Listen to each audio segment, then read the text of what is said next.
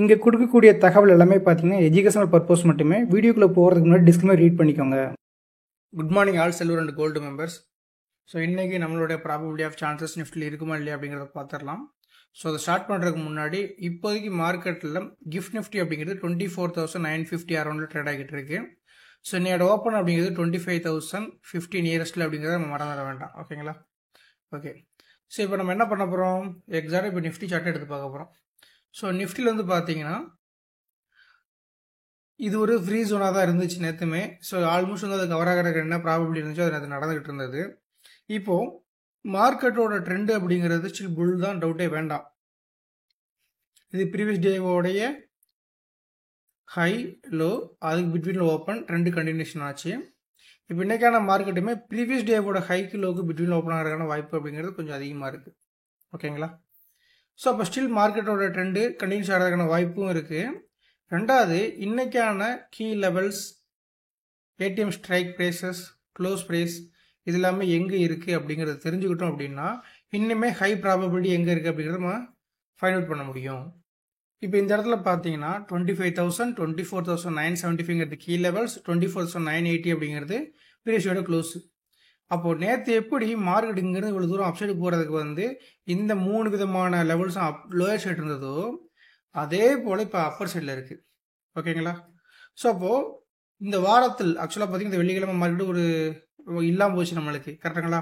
அப்போது இந்த வாரம் எக்ஸ்பெரியில் கால் செல்லர்ஸோடைய என்ட்ரி பாயிண்ட் அப்படிங்கிறது 24,022.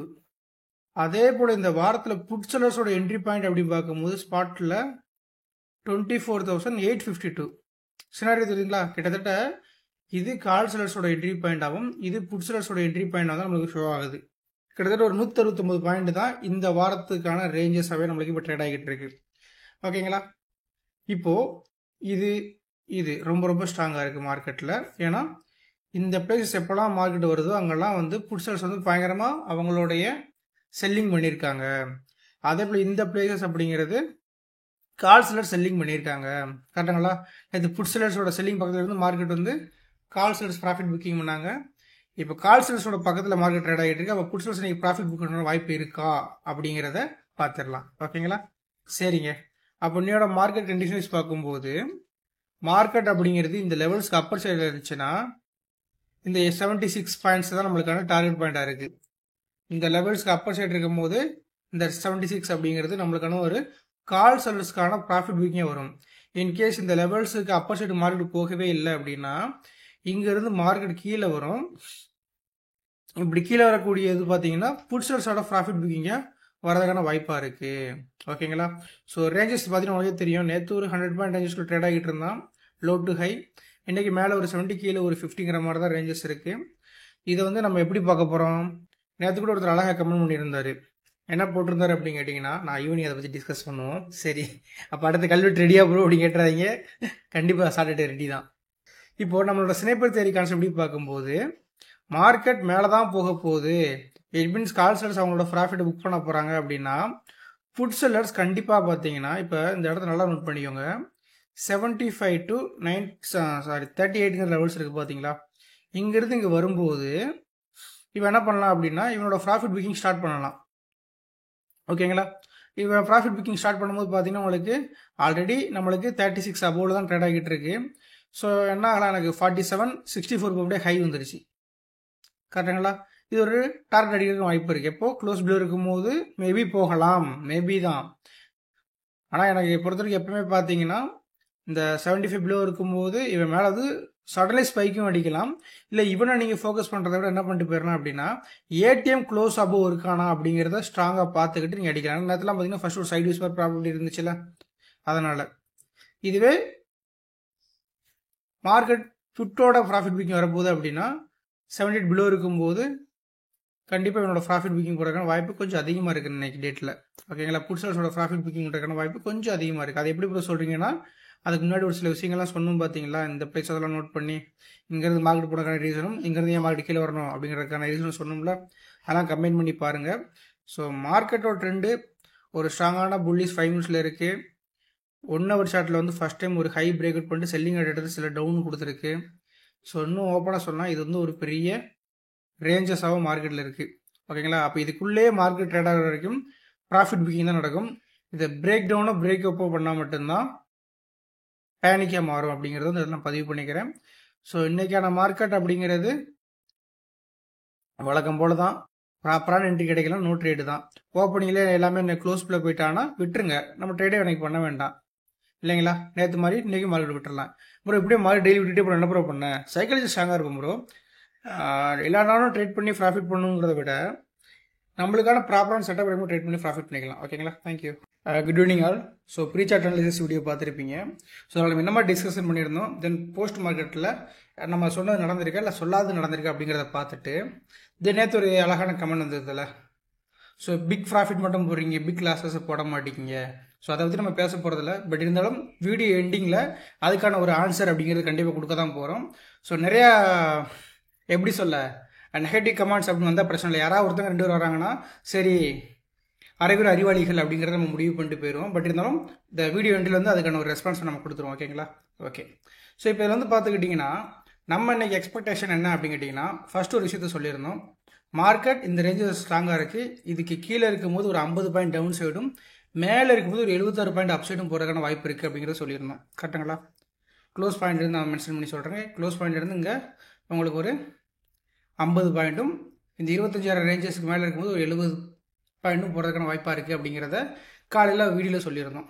ரெண்டாவது வந்து பார்த்தீங்கன்னா மார்க்கெட் அப்படிங்கிறது நம்மளுடைய ப்ராபபிலிட்டி ஆஃப் சான்சஸில் வரலன்னா ட்ரேட் பண்ண வேண்டாம், அதில் மாற்றுங்கிறதே கிடையாது. மூணாவது வந்து பார்த்தீங்கன்னா ஏன் இன்னைக்கு ஃபுல்லாக ஃபாலோ ஆகலை அப்படிங்கிறதுக்கான ஒரு விளக்கத்தை நம்ம கொடுத்துடலாம்.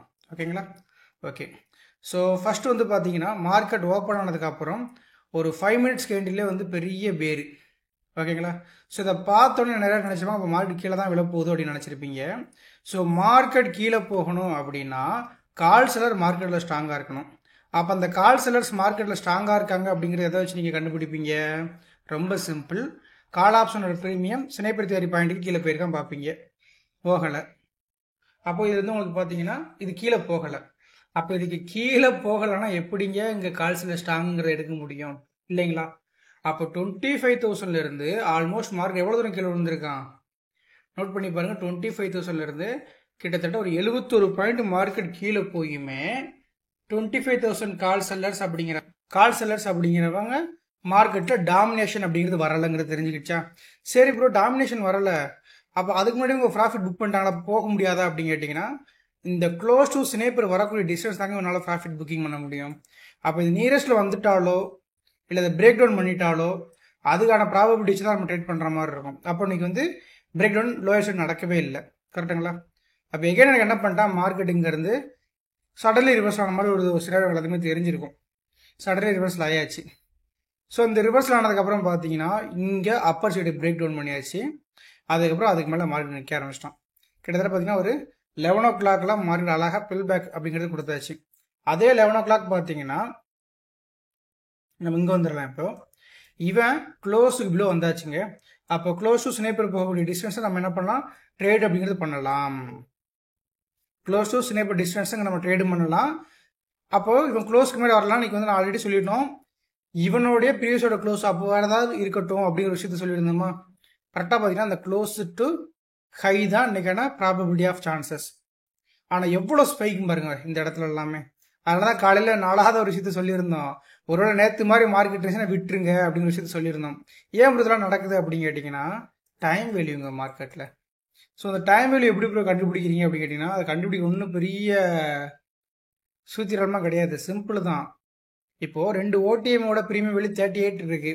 இப்போ இந்த 38, 22 இது மாதிரி ரேஞ்சஸில் எப்போ வரும் அப்படின்னா எக்ஸ்பைரிக்கு தான் வரும், அதாவது வியாழக்கிழமைக்கு தான் உங்களுக்கு இது மாதிரி வேல்யூஸ் வரும். கரெக்டுங்களா? அப்போது இவ்வளோ கம்மியான இது ரெண்டையும் இப்போ ஆட் பண்ணி பார்த்தீங்கன்னா கிட்டத்தட்ட பார்த்தீங்கன்னா 80+. ஓடிஎம் வந்து 80+ல் இருக்குது இல்லைங்களா? இதே நீங்கள் ஏடிஎம் ஸ்ட்ரைக் ப்ரைஸ் எடுத்து பார்த்தீங்கன்னா ஒரு 100+ தான் இருக்கும். Call option put option premium சேர்க்குறேன். அதாவது இந்த இடத்துல பாருங்கள், இது ஆக்சுவலி 76, 75 இருக்குங்களா? ரெண்டையும் ஆட் பண்ணிங்கன்னா ஒரு 140 சம்திங் வரும். இப்போ மார்க்கெட் நேற்றோட க்ளோஸ் பாயிண்டில் நீங்கள் தான் மைனஸ் ஆல்ரெடி நம்ம போட்டிருக்கோம், டைம் வேல்யூ கால்குலேஷன் ஒரு வீடியோவே போட்டிருக்கோம், அதை போய் பாருங்கள். அதில் பார்த்தீங்கன்னா அது எப்படி நம்ம கண்டுபிடிக்கிறோம் எல்லாமே சொல்லி கொடுத்துருப்போம் இல்லைங்களா? ஸோ அப்படி பார்க்கும்போது இதோட டைம் வேல்யூ அப்படிங்கிறது ஜஸ்ட் ஒரு 100 தான். ஓகேங்களா. ஒரு எக்ஸ்பைரி டேக்கு தான் 100 அப்படிங்கிறது வேணும். மினிமம் எக்ஸ்பைரிக்கு முன்னாடினா ஒரு 150 160 டைம் வேல்யூ மினிமம் இருக்கணும். அந்த அளவுக்கு டைம் வேல்யூ இல்லை. ஸோ டைம் வேல்யூ இல்லைன்னா என்ன பண்ணணும், நான் ஆல்ரெடி இதுக்கு ஒரு கதை சொல்லியிருக்கேன். என்ன கதை அப்படின்னு கேட்டிங்கன்னா, இப்போ ஒரு பைக் நம்மக்கிட்ட இருக்கு. அந்த பைக்கில் வந்து வெறும் ஒரு 100 ml தான் பெட்ரோல் இருக்கு அப்படின்னா, வண்டியை ஸ்டார்ட் பண்ணிட்டு நீங்கள் ஒரு இடத்துல போய் டீ குடிச்சிட்டு வந்தால் கூட அந்த பெட்ரோல் கண்டிப்பாக ட்ரை ஆயிரும். கரெக்டுங்களா. இதுவே 1 லிட்டர் இருக்குன்னா கண்டிப்பாக நீங்கள் மேலே கீழே போகணும். அதாவது பல இடங்கள் போயிட்டு வந்தால் தான் அந்த 1 லிட்டர் பெட்ரோல் வந்து குறையும். அதே போல தான் டைம் வேல்யூ இருந்துச்சுன்னா அந்த டைம் வேல்யூ குறைக்கிறதுக்கு மார்க்கெட் சம் மூமெண்டம் கொடுக்க தான் செய்யும். டைம் வேல்யூ கம்மியாக இருந்துச்சுன்னா இதை மாதிரி தாங்க போகும். ஓகேங்களா.